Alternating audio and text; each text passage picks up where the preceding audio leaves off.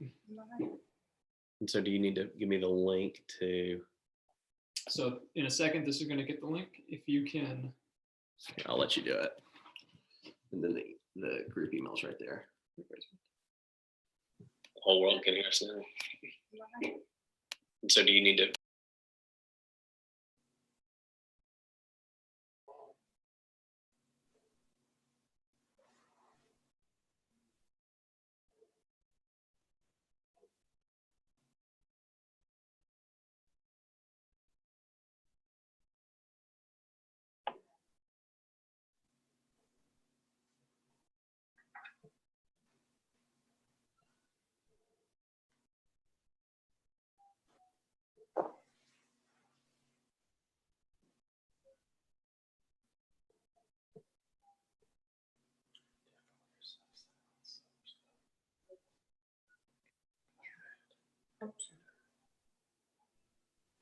Make sure the phone call comes in. I guess you need to bell. Yeah, that's just gonna have to be the way it is. If it comes up, just kind of refuse it.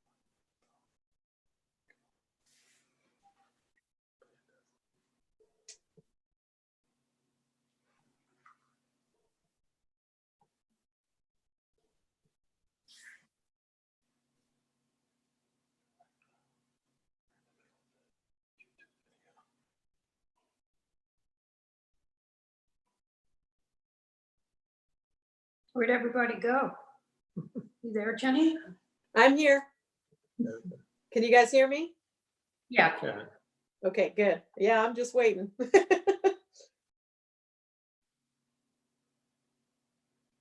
I haven't met you all yet, I don't think. What's your No. name? Glennis and Jeff Murphy. And we Nice do. to meet you all. Nice to meet you too, Jenny. What's your last name?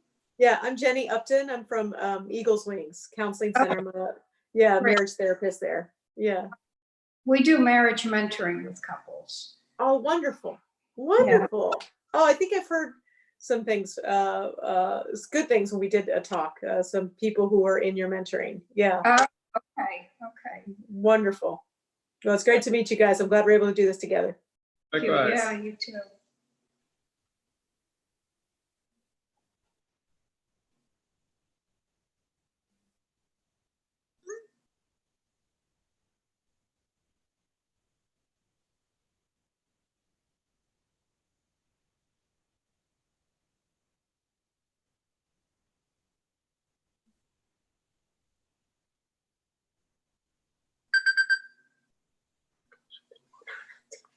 Shut your sound off.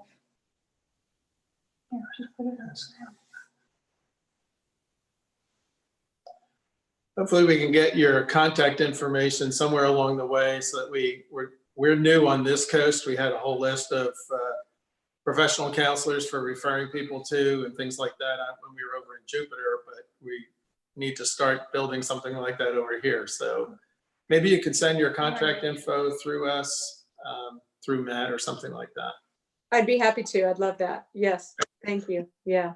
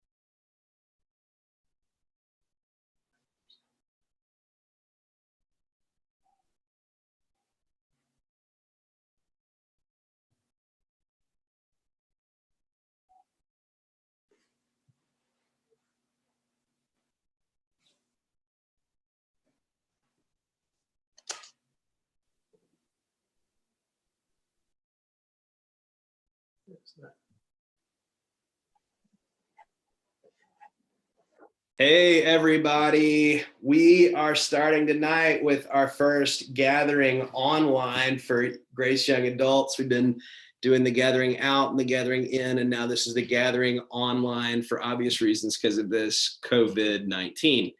So I'm going to do a couple of quick announcements, and then we're going to have our panel discussion, which I'm super excited about.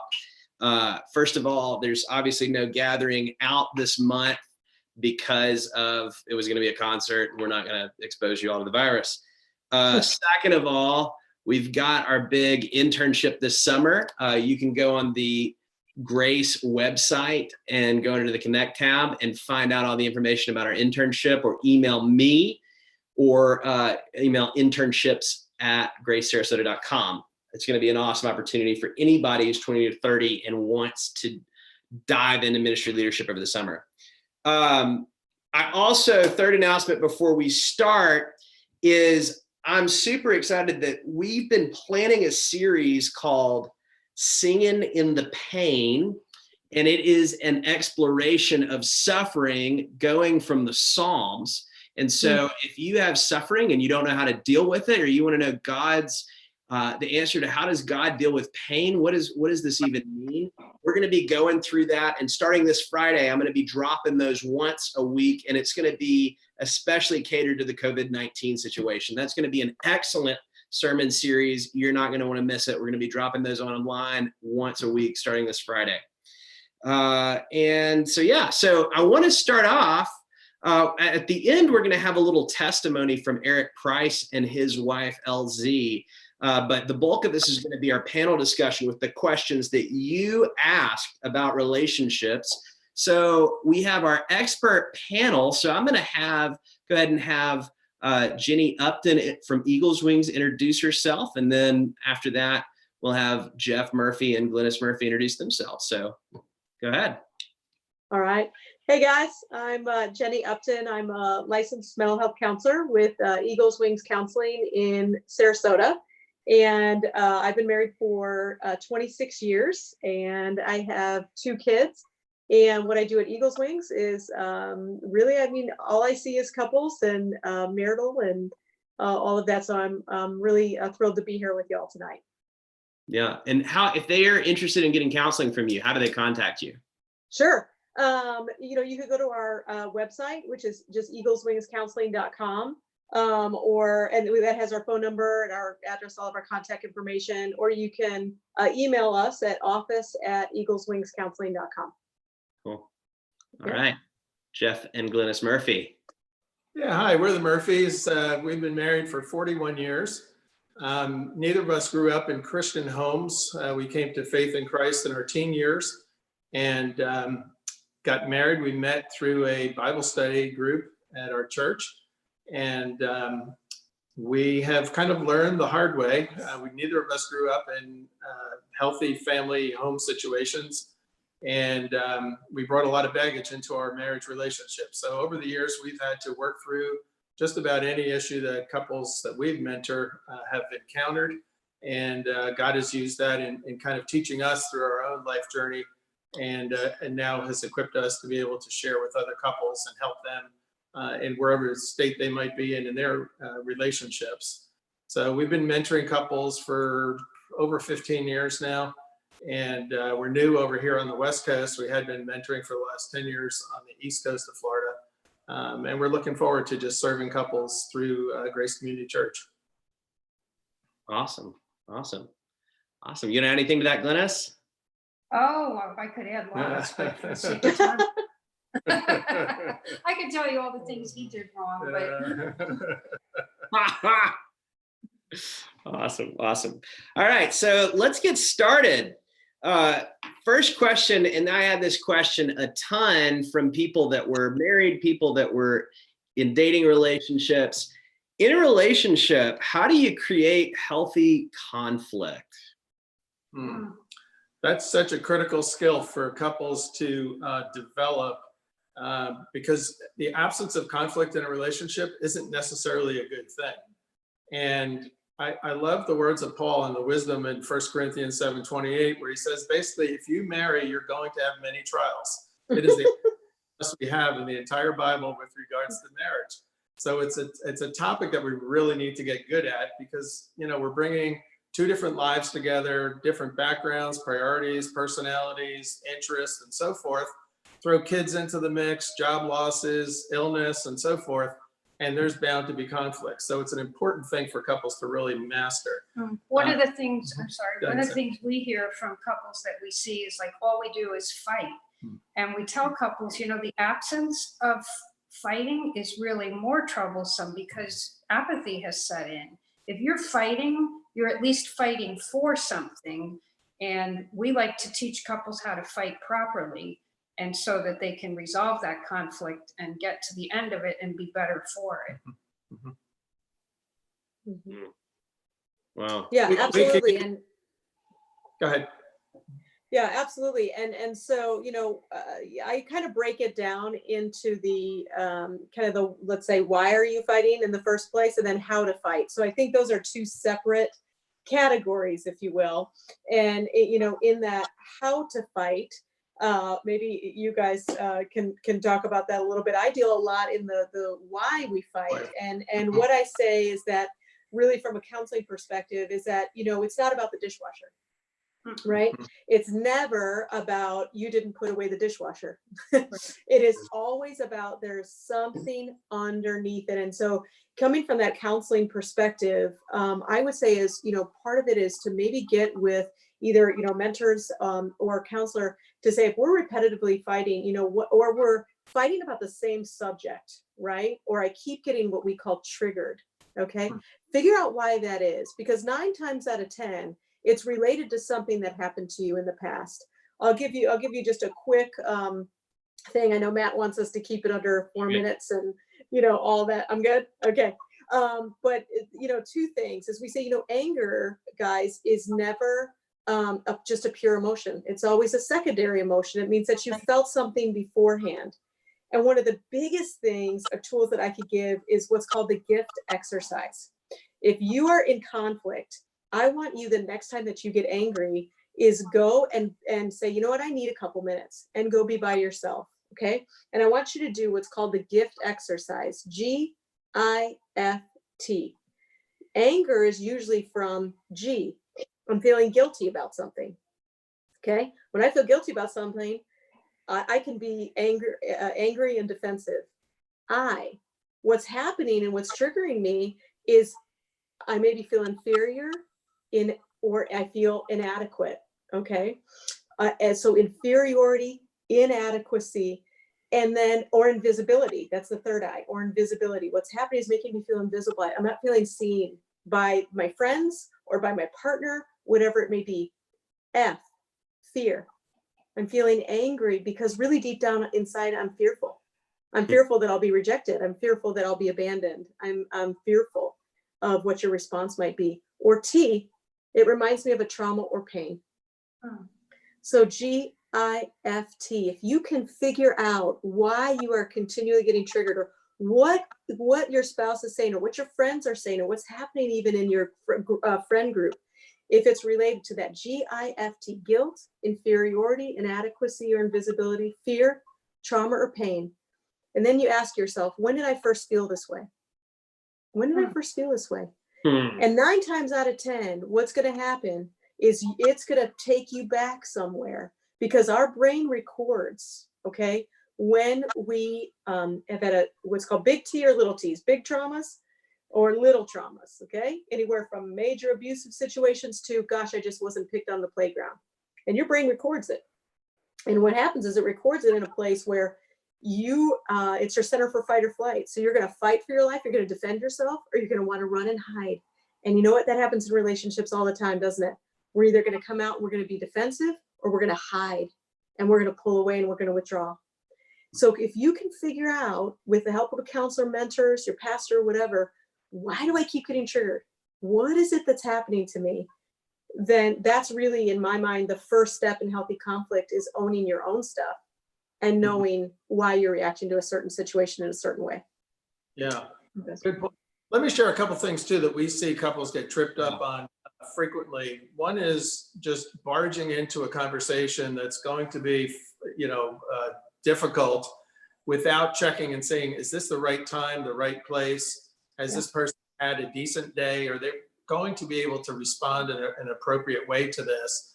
Because a lot of times, we come home from work and we're stressed out, and then we get bombarded with issues right at, as soon as we walk in the door or something like that. And it's just going to, escalate into an ugly situation pretty quickly. So is it the right time, right place? We always tell couples, ask for permission.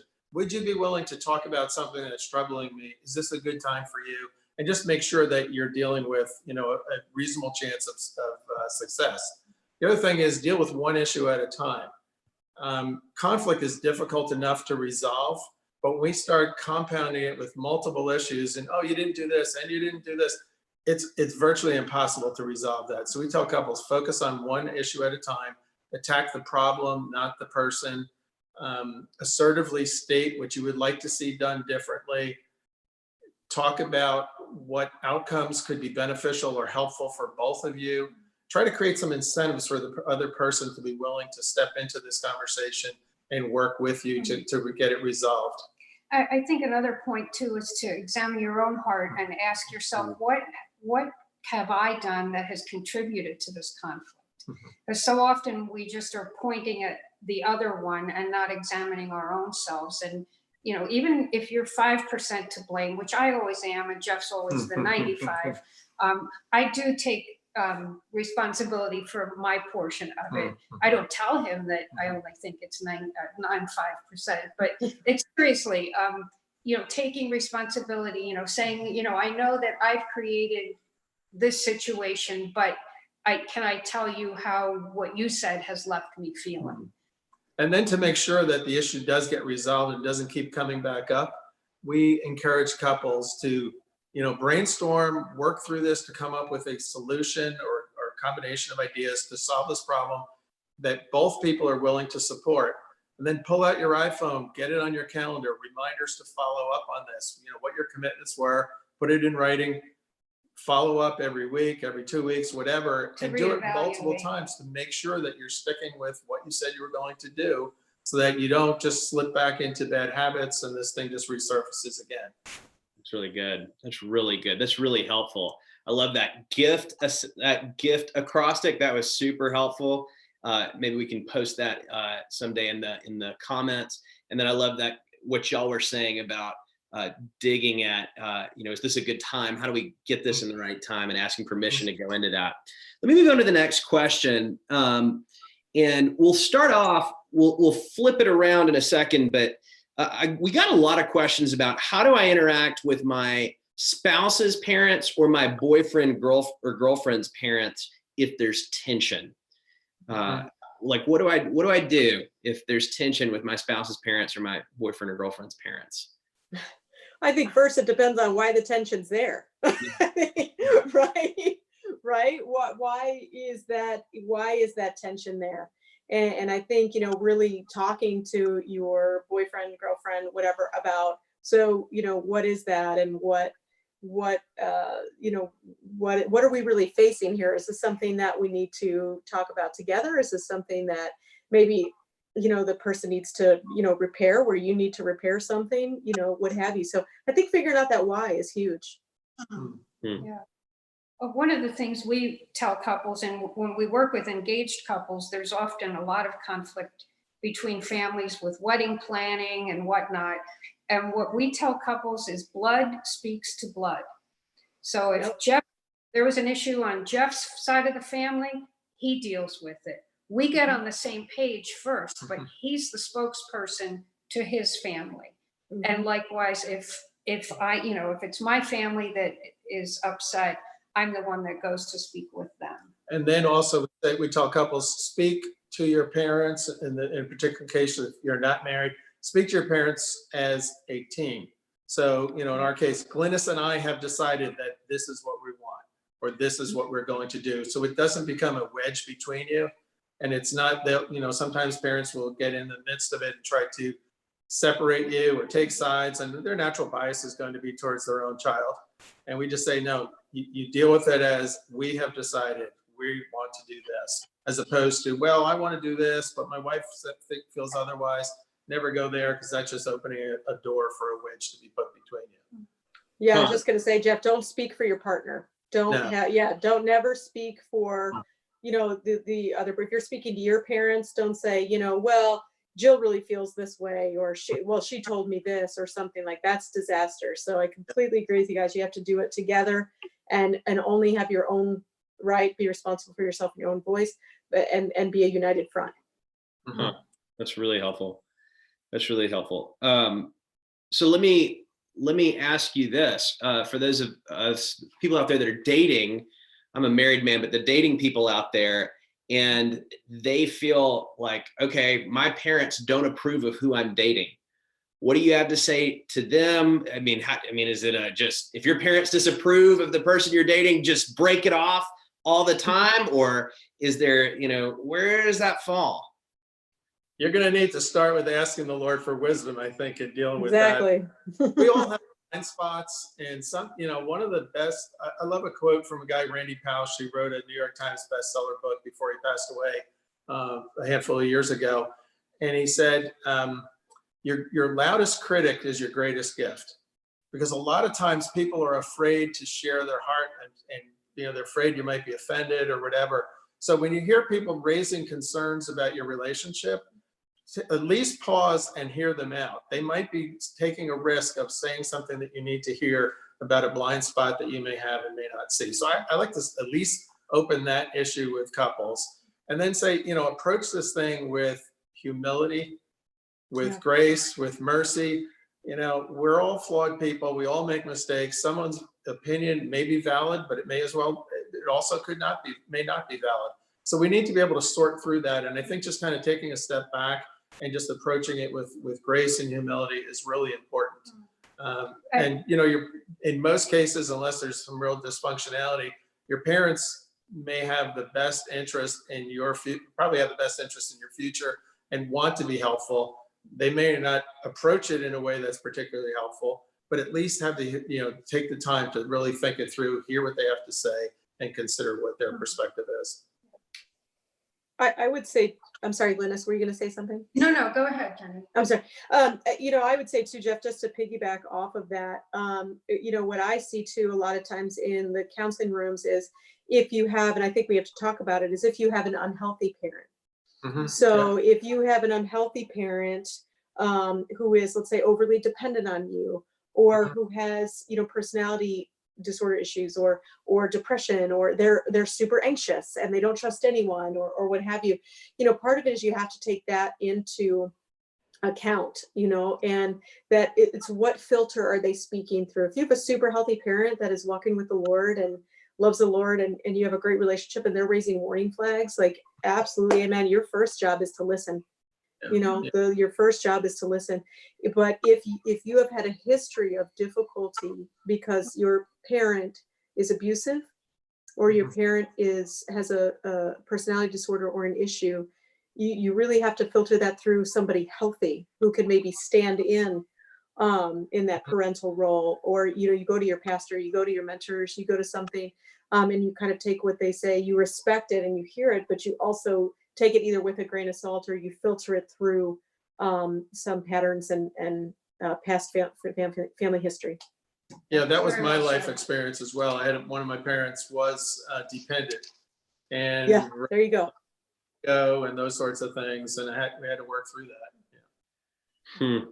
So yeah, healthy. Are they healthy? Are they coming from a healthy Really good. perspective? Really helpful. Have any self-interest that they're still struggling with and trying to impose it on you? Those types of things I think are important to work through. Exactly. Well, that's really helpful. Let me ask you this. So I got a lot of single people asking me this question: how do I know if I've found the one? Well, listen, question, is there only one? Or is there the one? What's that? Or is there the one? Is that even real? I'll share my perspective on, is there just one? And I think there's more than one. And I think God can connect you with different people, and it ultimately also comes down to What's going on here? a wise choice. I think so. Does God force us to just find that one person and that's it? I would say there's probably more flexibility involved there than that position might take. So, can you find the one? One of the things that was really important for me when Glynis and I first met was, where is she at spiritually? And I realize this is a church discussion, but I would share the same thing if it was a secular discussion. And I think you need to take a look at your own life and say, how important is my faith to me?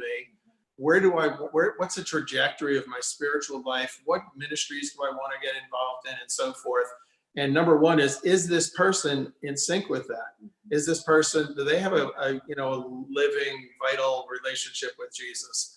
And do we have harmony in that particular area? Because if we don't, I'll just go back to 1 Corinthians 7. Paul says this is going to they're going to have a lot of struggle and trial over this. So the first thing for me was, is this person I'm pursuing or interested in or considering for a life partner, are they on the same wavelength spiritually where I'm at? Yeah. I love word pictures, and I love to think of a relationship as like a three-legged stool. And so you've got the physical attraction, you've got the emotional connection, and the spiritual connection. And if you think of like a milking stool, I don't know how to get three fingers on here, but if you think of a milking stool and you're going to sit down on it to milk a cow, but you're missing one of the legs, you're really wobbly there. And we kind of look at a relationship like that. If you have got all three of those things as connectors, I think you've got a much better chance of making it relationally. Yeah. And to build on that idea, I think too, is the issue of intimacy. And I think what couples really want, if they're really honest with themselves, is they want spiritual intimacy, emotional intimacy, and physical intimacy. And we use the concept in the second book that we published, where we use the concept or the term of perfected lovemaking. And we say that is spiritual intimacy, physical intimacy, and emotional intimacy, all under the blessing of God. And when you have each of those components in place, then I think you have the potential for building the kind of relationship that I think most people are looking for. That's really helpful. Those kind of categories of intimacy. For the sake of time, let me go to the next question, but let me actually start with Jenny on this question. Oh boy. We had some questions about when does the normal relational conflict cross the threshold to abuse? Every relationship is going to have conflict. Every relationship is going to have moments that are unhealthy in the way they do that conflict. But what is abuse? Where is that threshold? I think there's obvious abuse, and then there are more subtle forms of abuse. So there's obvious forms of abuse, which is physical abuse. If you are ever, feel physically intimidated and or, threatened physically, and or, somebody actually becomes physically aggressive with you, those are clear, right? That's right. Not a question. I think where a lot of people and young women I speak to a lot is, am I connected to a narcissist? Am I right? How can I tell if he's a narcissist? How can I tell if something is emotionally abusive or we're just really having a hard time? So markers that we say to look for is, do you feel manipulated? Do you feel spun around? Does this person make you feel crazy? Like, what reality is, what you saw, or what you heard, but they're spinning in it a certain way, right? Do you feel put down? A lot of times emotional abuse will be like, somebody calling you names, somebody degrading you, somebody humiliating you, where you don't feel respected. When you're in a healthy relationship, even in conflict, and, I've been married, like I said, 26 years. And so, but even in conflict, at our worst moments, I still felt like my husband was safe. He felt like home. And he felt safe, and we had disagreements, and I maybe didn't like him for a while, but I always felt safe. I never thought he was going to spin me around. He was never humiliated me, never disrespected me, never called me names. So those are huge markers. As far as a narcissist, how to tell that you're with a narcissist is really, they are very much all about themselves. So you serve them.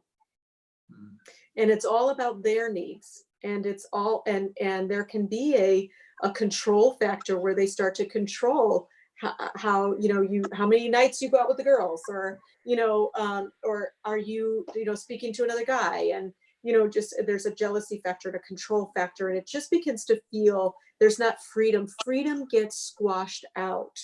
So those are some real red flags and high alert type situations where it's crossing from just a regular argument into abuse, I would say. Mhm. And so let me ask you this: if there is a young person who is in a dating relationship right now who feels Yeah. like it's abusive, like they've crossed this line, what do you do? Okay, number one, trust your gut. Because I have a lot of young women that come in and it's after, and they said, I had warning signs along the way and I didn't listen to them. And if there's one thing I can really encourage everyone listening to is God has put some fire alarms inside of you. God has put a still small voice inside of you. Your Holy Spirit is in you. And you will have red flags. Now you might not want to listen to them because you want this person in your life or what have you. But I would say that if you are having red flags, if you are feeling degraded, if you're feeling controlled, talk to a safe person, talk to a trusted person, talk to your pastor, talk to Glynis and Jeff, and reach out. Don't try to handle it alone, and or come in for confidential counseling where you can say, am I in an emotionally abusive situation? There's a lot of even online tools that you can use. A wonderful Christian counselor named Leslie Vernick, Vernick, has a book called The Emotionally Destructive Relationship. And on her, not only in her book, but also on her website, it's like 10 signs to tell if you're in an emotionally abusive relationship. Simple. Go pop that quiz up. Go take that and, and see kind of where you come out. But trust your gut. When you are with an abuser, they will make you not listen to yourself. And they will mute, or you will even mute your own gut. So listen to it first and then talk to a safe person and get some help. Yeah. No, I that's I'd great. say if you're questioning, if you are, I would ask, why are you questioning it? Like Right.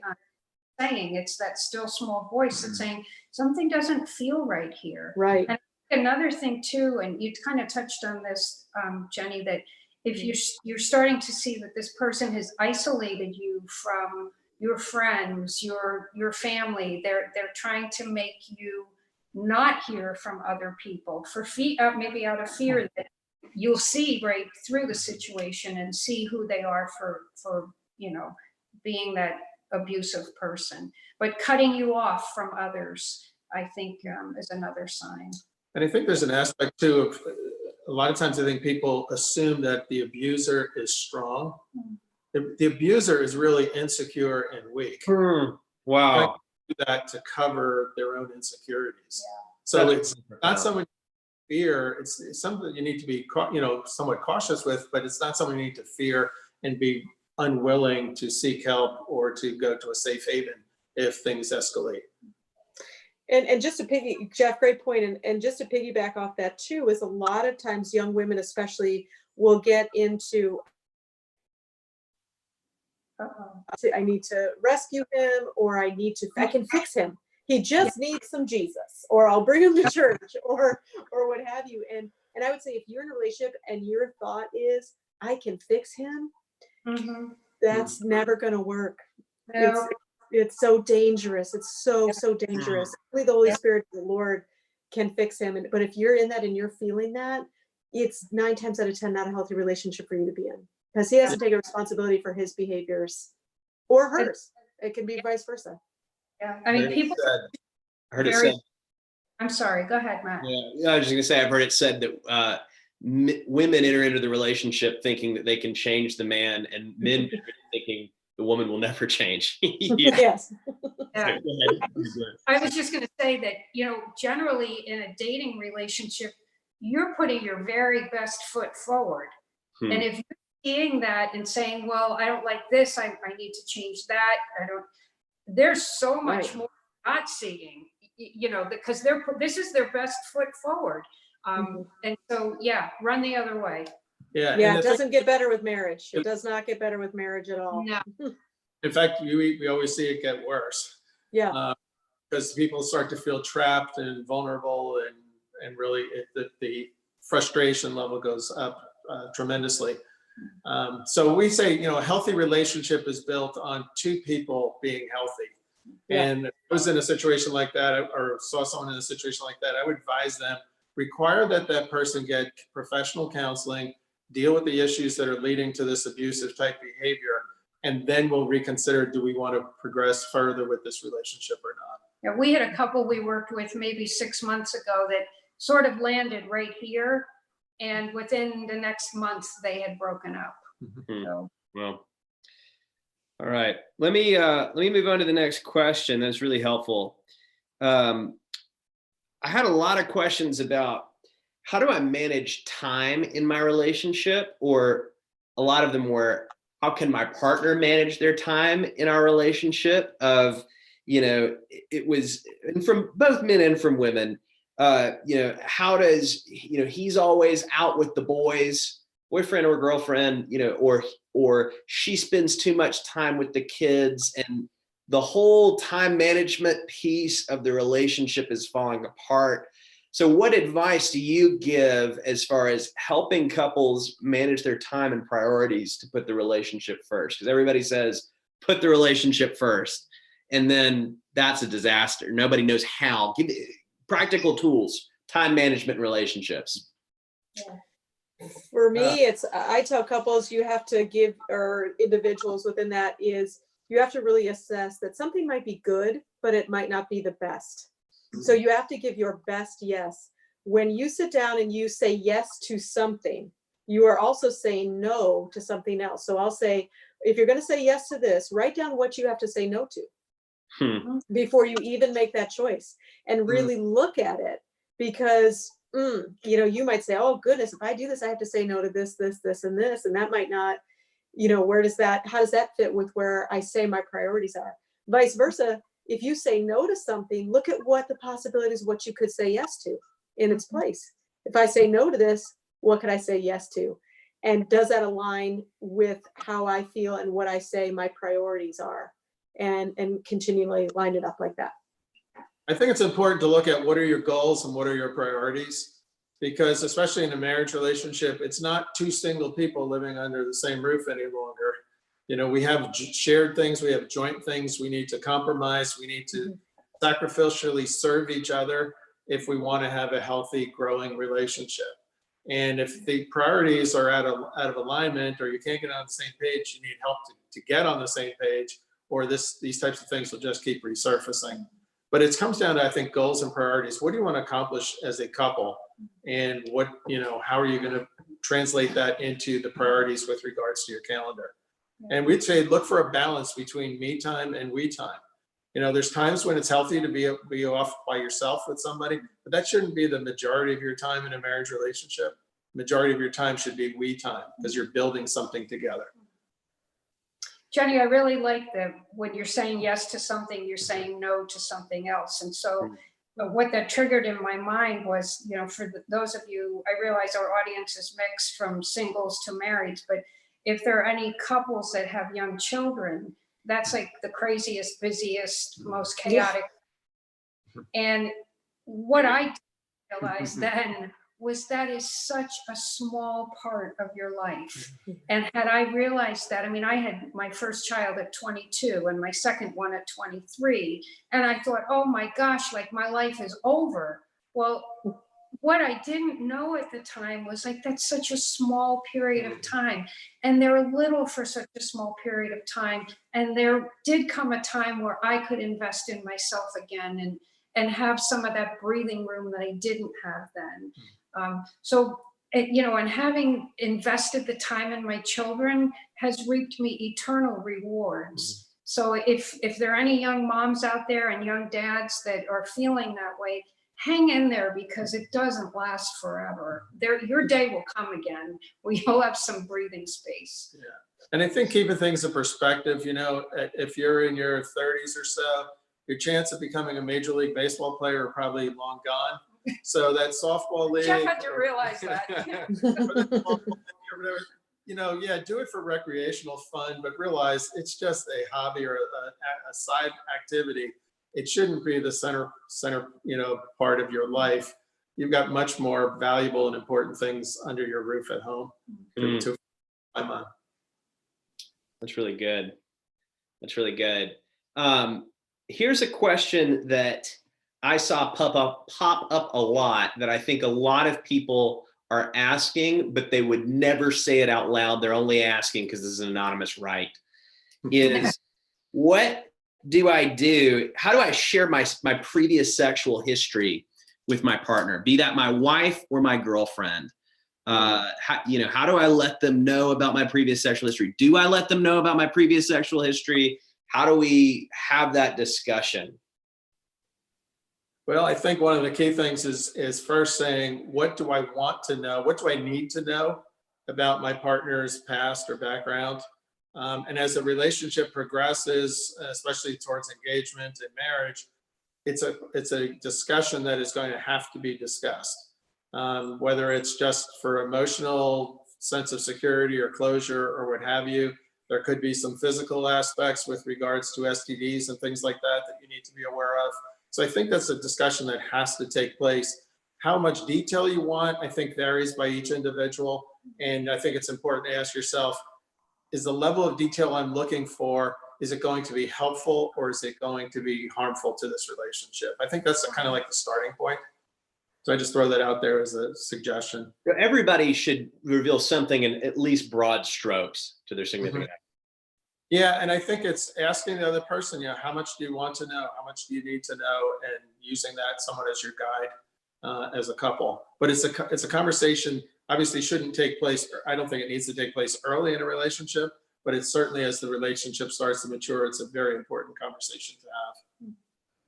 Yeah, I totally agree with what you're saying, Jeff. And, I guess, for me in my brain, just one important question that I encourage my college-age daughter to ask as the relationship progresses. Jeff, I agree. There's a timing to all of this, right? You don't want to come out on date one and talk about it. But if you're really getting serious and you think this person might be the one, the one that you found, I do think that, again, I'm a CSAT, which is a certified sex addiction therapist. And I can't tell you how many couples will come and the spouse will say, I never knew my husband was addicted to pornography. So if I could just talk about that for a second, I want to encourage every guy out there.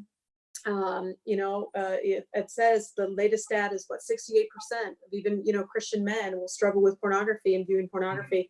And if that's something you're dating or you're looking for the right person or you're dating, I really encourage you to get with your pastor, get with a group, and really be able to overcome that in your life and find freedom, because it affects you more than you know. And for every woman out there, I encourage you, ask it. Ask it. Ask about his history of pornography. Ask how often. Okay, sorry, Jenny. I would say even be willing to ask it multiple times, because a lot of times guys are reluctant to open up and be honest about that, answering that question. So you may need to ask it multiple times over a period of time, and do it in a way so it doesn't come across as like I'm ready to condemn you and beat you over the head. Absolutely. Ask it from the perspective of, is there something here that we need to talk about, and is there something here that you need help for, so that we don't go into this relationship handicapped by a sexual addiction? Absolutely.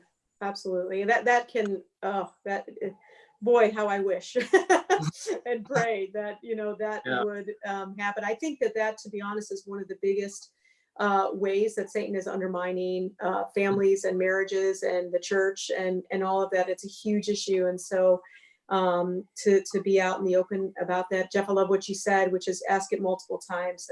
And that's exact and be a safe landing space. Is what I'll say, where you say, I love you and I want to know this because I don't want Satan to have any secrets between us. And I want there to be that, openness and all of that. So be a safe landing space for that. And because there's help out there, there's help. One of the things we try and teach couples is to ask questions in a way that invites their partner in rather than out. And your choice of words and how you propose something has so much to do with that, in your body language and your tone of voice. I mean, it is just amazing. We think because we said something that the other person received it the way we intended it. But if our body language and our tone of voice don't match our words, it's a completely different story. And I think it's important for guys to realize there's no such thing as free pornography. There's always a cost attached to it, whether it's emotional cost, the deadening of your heart and your emotions, the distortion of your views towards your wife or girlfriend or whatever. There's always a cost to be paid. And there's no such thing as, free pornography. But another thing I think is important to realize is that every guy isn't doing porn. We've heard women say that, well, it's no big deal. My husband's using porn, but every guy uses porn. No, every guy doesn't use porn.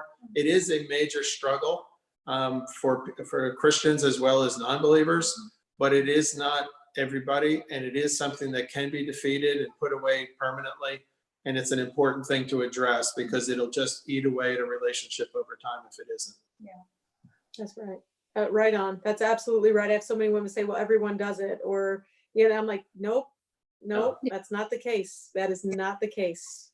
And find you, one that doesn't, or one that it says, yeah, I struggle and I'm getting help. Right on. Yeah. Mhm. Yep. Well, let me ask you this. Let me ask it a little bit from the other end of a relationship, because I had several questions that people submitted like this.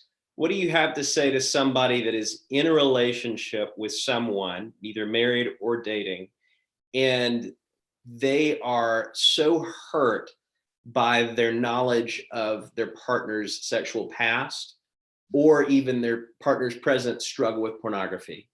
What do you have to say to somebody like that, men or women? My partner has had a sexual past or a present struggle, and I'm very hurt. What do you have to say to that person? I tend to hear that a lot from the fallout from the couples that we deal with when, the guy's addicted to porn and the wife or the girlfriend is just devastated.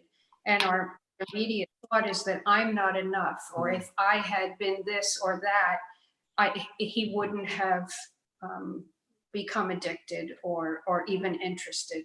And that couldn't be further from the truth. But that's such a hard thing to get through to a woman who's hurting. There's a book out there called Shattered Vows that I usually recommend to women to read, that's very helpful in that way.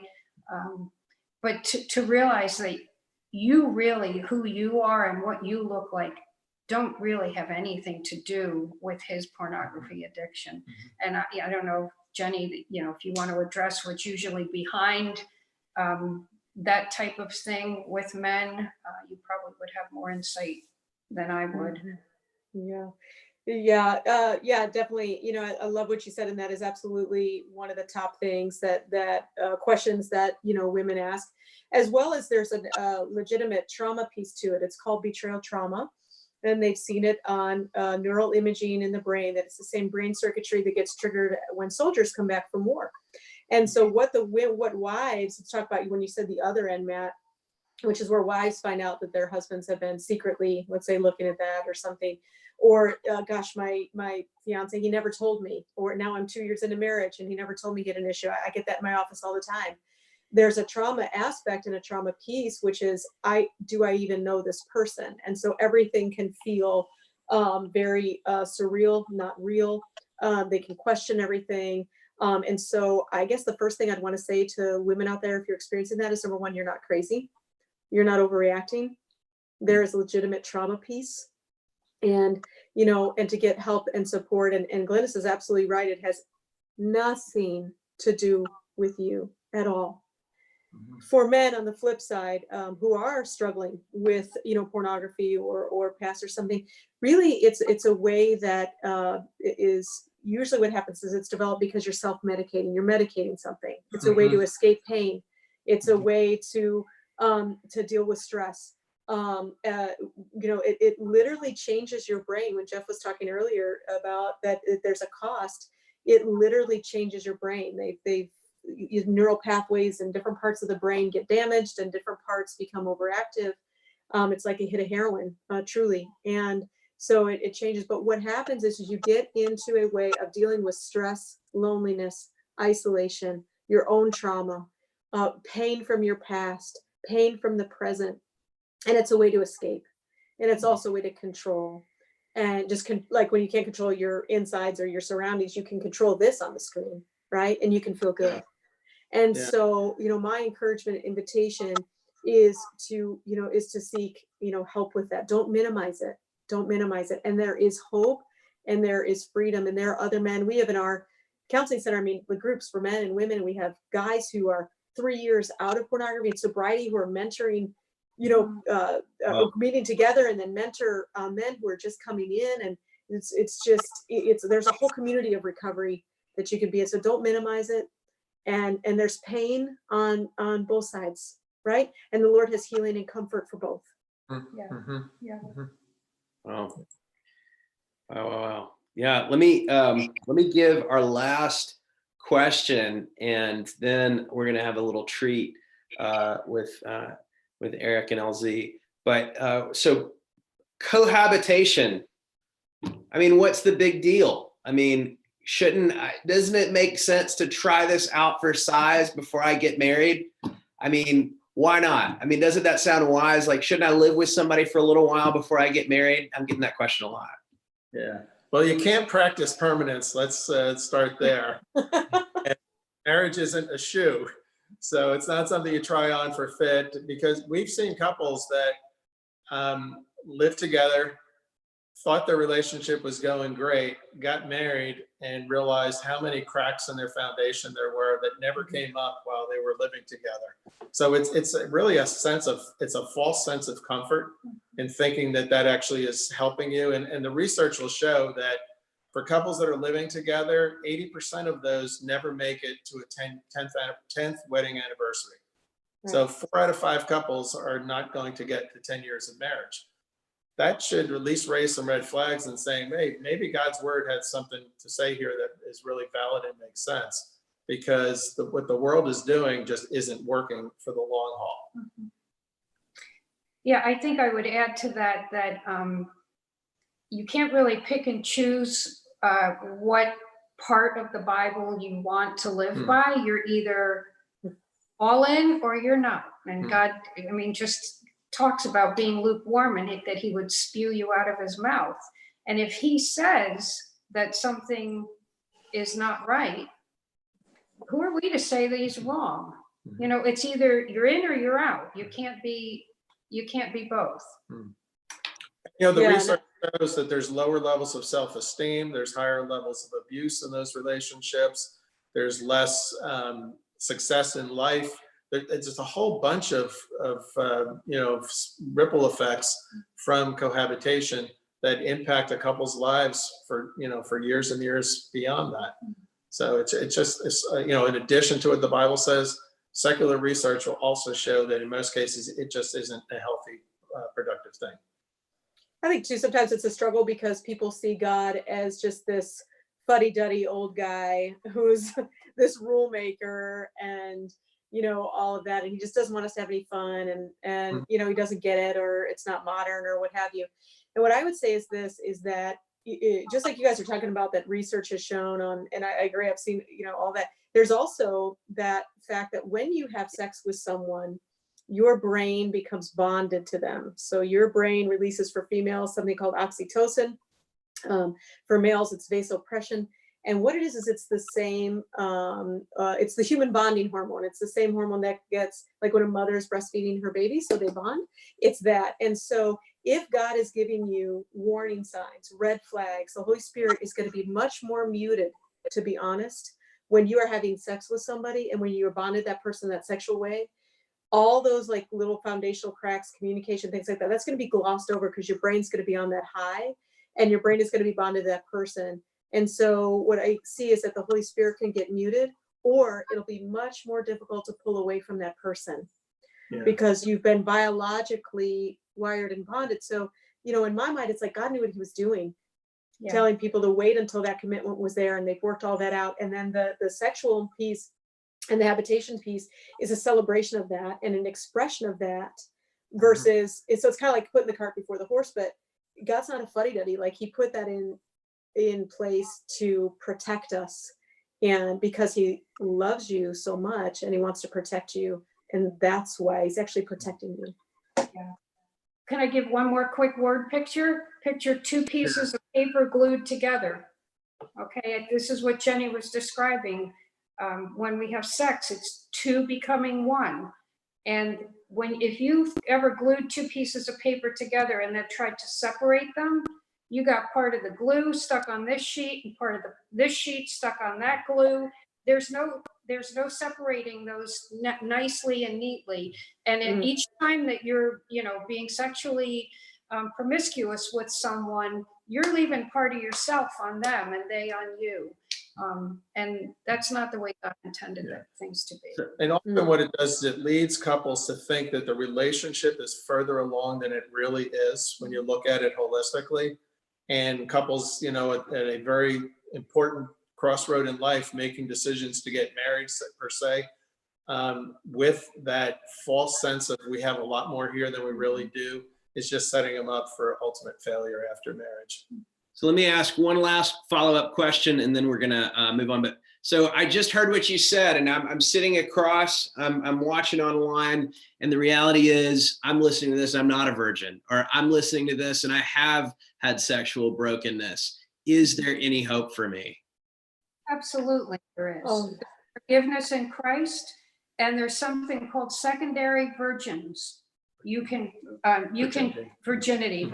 You can just start again. Ask God to forgive your past and start again. And He's quite happy to forgive when you repent and you start again.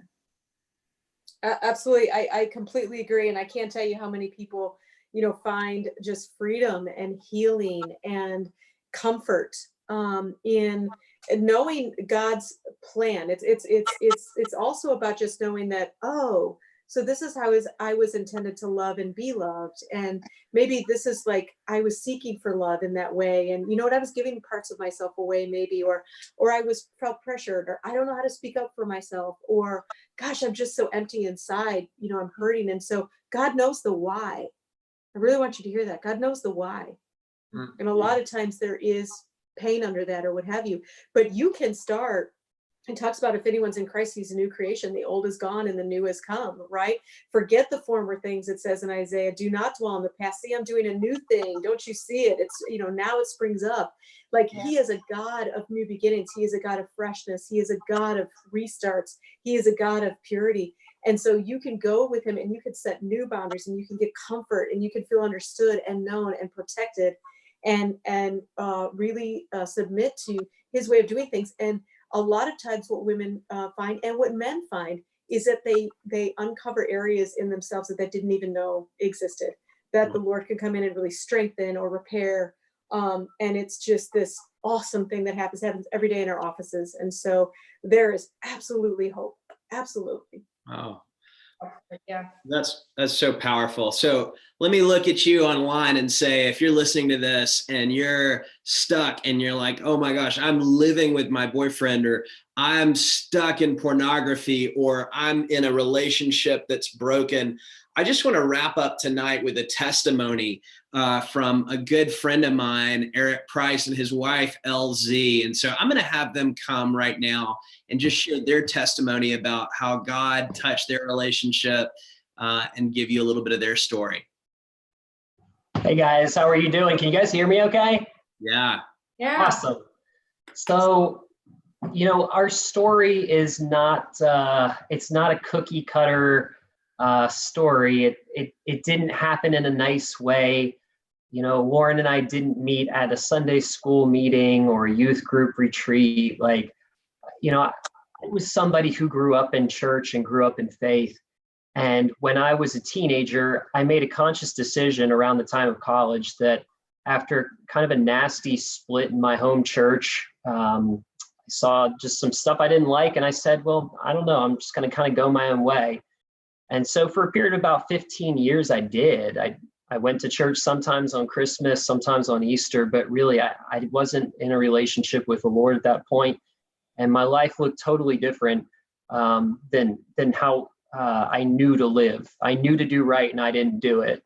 So fast forward through a bunch of broken moves, broken relationships, cohabitation, bad decisions, drinking, drugs, just doing things that were destructive because I was looking to fill a void that only God could fill. I kind of thought I turned my life around. I ended up going back to grad school. I got into a program that was decent. I met a beautiful woman named Lauren. And so my life kind of started getting back on a right track. It wasn't drinking as much, but I had a horrible, horrible addiction to pornography. And so it was kind of like a self-medication. You guys talked about an addiction, and I'm here to tell you that it is. For me, it was an escape. And it was a lot of times because I was sad or lonely, but it just became a habit. And it just became something that was like so commonplace that part of my heart really did get dead. It was a really hard portion of my heart. And I didn't even think of it as being like a disgraceful or disgusting or disturbing thing. I didn't think about the imagery. I didn't think about what it did with respect to demeaning women. I didn't think about what it did to me, belittling the relationship I had with God. I didn't think about what it was doing to the Holy Spirit inside of me, grieving him. And so my life just took this kind of weird turn where complacency became commonplace.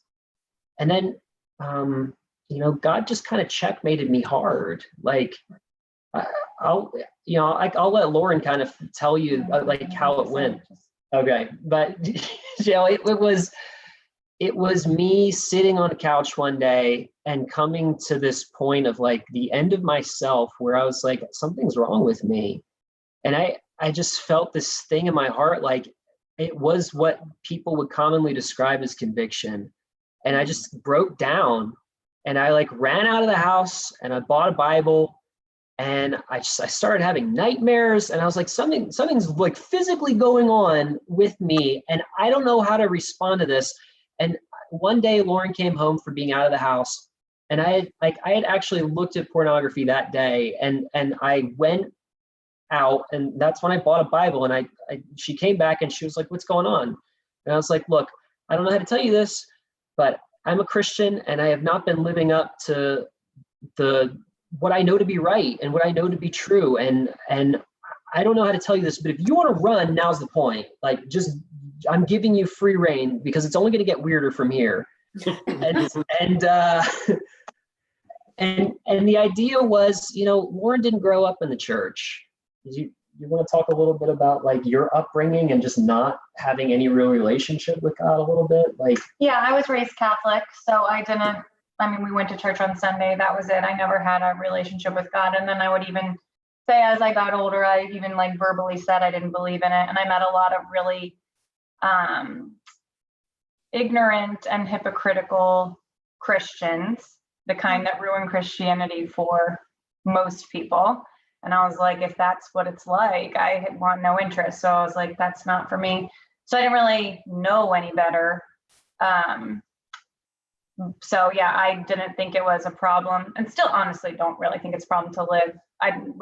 Eric was the first guy I lived with and, we had sex before marriage. I didn't know he was into porn, but if I did, I probably wouldn't have cared because I was like, everybody does it. To me, it wasn't a problem. But now, looking back, I'm like, that is a problem, so. And I gotta tell you, like, this is the mindset shift that a kingdom mind has versus somebody who's not grounded in a relationship with Christ. When I told Lauren I had a problem with pornography, she said, so everybody looks at it. And I looked at her and I was like, I don't even know where to start. I was like, it's not right, like, to view people in that way. I know that in my heart, but I've been doing it anyway. And so I have to come to terms and kind of just bring this to God. And so there were a lot of nights where before Lauren was a Christian and even afterwards, our story just was like me trying to like help her understand, like, we don't live that way and we're not going to live that way anymore. So we took a path for 2 years of just celibacy. And try taking where you are in your walk and basically saying, we're not going to go any farther, and then doing an about face and literally like going back the way you came. And for me, it was really a painful process. Like, I'm not gonna undermine or belittle or try and make light of the fact that like getting back on track took real help. If you have a problem with pornography, I'm going to advise you strongly, or if you have a relationship that you think might be grounded in something that's unhealthy, it took going to 7 months of counseling with a Christian counselor and pastor. It took 7 more months going to Eagles Wings. And 6 of those months I was on an anti-anxiety medication. Like I actually, like there was a time that I'd convinced myself I had committed the unforgivable sin. Like I'm telling you, like not to like concern you or make you worried, but like there's consequences to walking out these things. And part of it is your mind is just not in the right place anymore. Your heart's in the wrong place. And so it took a long time to feel like I was okay. Like God's got you and you're forgiven. And there's still days that are very hard for me. But out of that, God's done really miraculous stuff in our life. You know, we went from living in Washington, D.C. in a 700 square foot apartment overlooking a 7-Eleven parking lot where there were crazy It was in a people. nice part of town. It was a nice-ish part of town, but it wasn't nice. And when this change in my life happened, when God put me in checkmate and basically was like, here's your ultimatum, like, here's your life, turn around. And I did. We literally fled Washington, D.C. We came to Sarasota, like in a very miraculous way, in my opinion. And the first weekend we were here, I prayed to God that he would get us at a church where Lauren could hear the gospel of Jesus Christ. Because I told her, if you come with me, everything's going to change. I just know it, but you don't have to. And I'm not going to make you take that trek. She wasn't a Christian at the time, but we came down here and we moved on a Thursday. And that Sunday, I bribed her and said, I'll take you to brunch if you come to church with me. And I Google searched. I didn't know what to do. I didn't know churches in the area. I didn't even know who to talk to about churches in the area. We didn't have any family down here. We didn't know anyone. But I Google searched and Grace Community Church showed up. It wasn't even the first on the Google hit. It was the second.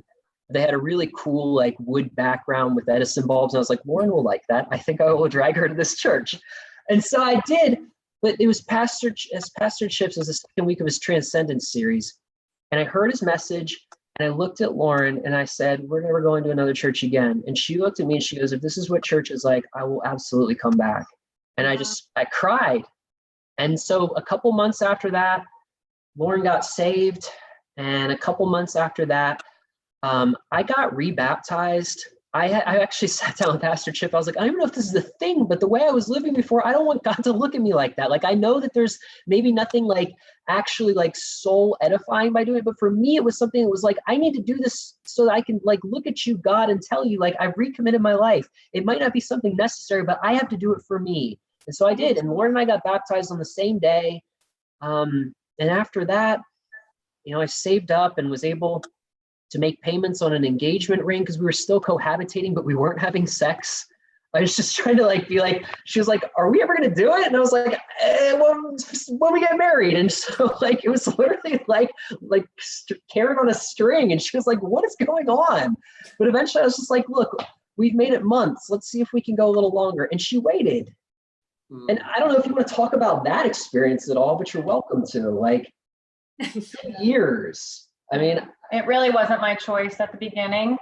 I was doing it for Eric, but then it was like one of those things, once I realized that probably was not the right way to live, I think God honored that, because then all of a sudden I lost the desire, So I think God was working on the more important things for us. Yeah, because we were able to, like, everyone's like, how could you do that? How do you have self-control to do that? But I didn't have it felt fine. Like we had prayed about it, like remove the desire for now. Let me ask you this. Are you glad that you stopped sleeping together now as a married couple? Like for the people that are thinking, well, we've already done it, so what does it even matter? Going back and saying like, we're going to stop that now. Absolutely. I got to tell you guys, it's the best and only decision that it has gotten us to the point where we have a relationship that is grounded on something that is not purely physical. We took 2 years to actually get to know each other, to start dating again, to learn things about each other that we'd never learned, took really introspective looks. I mean, I read the Bible. I read the Bible in 7 months. Lauren got a Bible for Dummies and started reading it too. We started doing devotionals. We started journaling. We journaled every night for like 8 months together. We did things that like we never dreamed about doing before because we had this thing that we thought we could fill with sexual intimacy. But in the absence of having that safe boundary that God created in marriage, what you have is filler. It's not going to matter and it's not going to last. You're not going to be able to outrun an urge to get into a conflict and not know how to resolve it. Like those 2 years were pivotal for us to even be able to be married. And I'm certain it was a God thing. There is no question in my mind that he was paving a way for us. You talk about, how many marriages fail because people cohabitated before. That would have been us. We would have been a statistic. If we had gone through the motions, we would have suffered a failed marriage. We would have suffered a failed life. And probably worse, we would have been able to have brought a child into the world and then all of that would have collapsed. We would have seen what a house of cards it was. And I'm telling you right now, it may seem fun and it may seem edifying to go and do that because like physical intimacy is great. It's God-given. It's beautiful. He made it. God made sex. He made it for people to do it within the confines and safety of marriage. But what did he do in the garden? In order for Adam to find his bride, he put him to sleep and he took out a rib. Why did he take out a rib? Well, what do the ribs do? The ribs provide safety. The rib cage provides protection. The rib cage allows the lungs to be able to breathe the God-breathed breath of life that's actually in you. That's what he made your bride out of. That's what it takes to be in a marriage. You want to know the profound mystery? It's sacrifice. Jesus said it's his relationship to the church. What did he do for the church? Give his life for it. And on top of that, he suffered pain, sickness, death, shame, torment, all of it. Being spit on, like scorned, like that's us, man. Like he did that for us. So like, yeah, it matters. It really does matter that we changed our walk. And you want to talk about like the whole born again virgin thing. It's real, dude. Like it's a real thing. And I'm telling you, it is not too late to do the about face and literally look at yourselves in the mirror. Take a good look, but don't let the reflection pass you by. Like, you're not walking away and forgetting what you look like. You're a child of God. And you're I would say that it definitely made a difference because we had both had, lots of other sexual partners. So what separates us being married from all of that, like we recommitted ourselves, that kind of thing. Like there was a difference in us having sex as a married couple than us having sex before marriage and then us having sex with all the other people we've had sex with, like what stood us apart. And then also, wait, I forgot what I was gonna say. What'd you say at the end there? Oh, I had something, but I've lost it. It was good. It was the pivotal cornerstone of our entire argument. Now you'll never know. Oh, but I think it goes to like, even though, my mindset has changed, everything, I don't feel ashamed about my past at all. And that's not because, I wasn't a Christian at the time, so I was just doing what I thought everyone does. But also even now knowing better, I'm still not ashamed of it. And so I would encourage you, if you're a girl and maybe ashamed, not to be, because it's part of what makes you who you are. I think everything is a lesson, so it's experience, it's life, it's lessons. So I don't know, even though I know better now, I still don't regret anything. I don't have any, This guilt. is literally like when Jesus moved in Lauren's life, I will never forget the night and I will never forget this story. Yeah, I won't tell it again, but she changed and her perception changed and like God met her where she was and he didn't leave her where she is and he's still walking with her and he's doing the same for me. And, I might have taken a 180-degree wrong turn and ran as far away as I could, but God still found me, as thorns and thistles, bloodied and bruised and gnarled up. He picked me up and put me on his shoulders. And he said, there's another one. And he snatched up Lauren and took her too. And I am just eternally grateful and thankful for what he did for us because I was dead at the bottom of the sea. And so was she, but she just didn't know it. And I don't know, God continues to move in our life. We've got a home. We have a family now. We have a little one. That's where I was before. We were putting him to bed and giving him a bath and stuff. And I don't know, our lives look totally different, but it wouldn't have been this way if God hadn't moved the way that he did for us. It just wouldn't have. everything would have been broken and it would have been another failed statistic. Eric, I like your testimony because it brings to mind for me Romans 8:1 that says, "Therefore there is no condemnation for those who are in Christ Jesus." God's desire is to give us forgiveness when we confess our sin and repent of it. God's desire is to restore you, to make you whole again. And what I see in your life and your testimony today is the same thing I see in other guys' testimonies as well. The words I hear over and over are living in peace, living with freedom, living with joy. And I see that resonating in your testimony and your faces today. So that's awesome. Beautiful. Thanks, guys. Yeah, Well, awesome. we are out of time, so I want to wrap this up. Thank you so much, Eric and Elsie, for being vulnerable and sharing your story.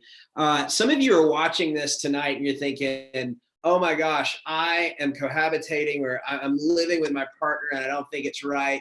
And if you need resources to help you move out, you call me. I will help find you a place to move out.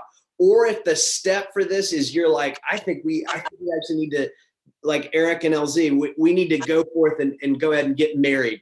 I'll help you find a place to stay until then. And if you will complete Christian premarital counseling, I'm giving you an offer right now. I will officiate your wedding for free. I will help you get married to get out of this situation. If you will complete good Christian premarital counseling, call me. I'm ordained. I do the whole nine. I won't charge you a dime. And so I wanted to throw that out there. So this wraps up our Profound Mystery series. We've been going at this since January. It's been almost 3 months. And God's done some incredible stuff. And I've just talked to people who've said, this has changed our relationship. This has changed what we do. But just to wrap this thing up, I want to remind you of the whole reason we do this series and the whole reason it's called Profound Mystery is because the Apostle Paul said, marriage is a profound mystery, but I'm actually speaking about, what is he speaking about? What is the whole purpose of marriage and relationships? I'm actually speaking about Christ and the church. So here's what that means. That marriage is a giant image of Christ's love for his church.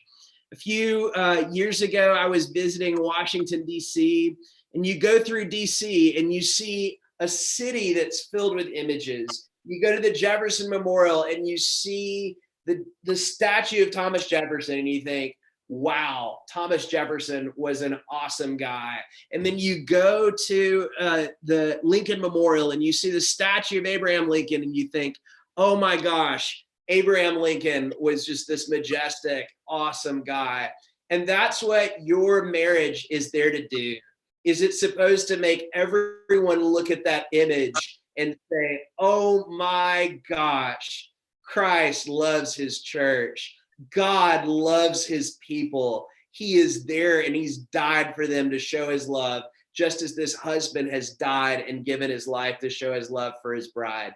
And so I want you to remember the whole point of this series. I want you to have all those practical tools to do your marriage and your relationship better. I want you to know how to fight better. I want you to know how to manage your time better. I want you to be in sexual purity. But the whole purpose is all ultimately to this, so that we can have relationships that look out to the world and say, Christ's love for his church is real, it's glorious, and it's powerful enough to save the world. So no matter how broken you are listening to this, no matter how much sexual sin you've struggled with, no matter how broken your relationship past is, that love of Christ is there and wants to redeem you and save you. And so I just thank you all for watching tonight, all of you that have been a part of this series, and just, you know, the vulnerability that Eric and LZ just did, and just their testimony of how God restored their relationship. God's going to do that tonight with some of you that are watching and wondering if you can have a restored, healthy relationship. I want to thank Jenny and her partner, Lauren, from Eagles Wings. They've done so much in this series and talked to the single people and talked to a bunch of different groups. And then I want to thank Jeff and Glennis Murphy for their contribution tonight and say you've all done so much to make this. Also, I want to thank Edwin, who's done the tech for tonight and saved my butt because I would have screwed it up. Y'all have a great evening. This Friday, we're going to start our Our next series, Singing in the Pain, a series exploring suffering from the Psalms. You'll see that drop online this Friday, and it's going to be a great series where we're going to explore suffering in the Psalms. So signing off tonight. Thank you so much for coming. And this is going to be a great online resource for everybody. Great being with you. Here. Bye-bye. See y'all.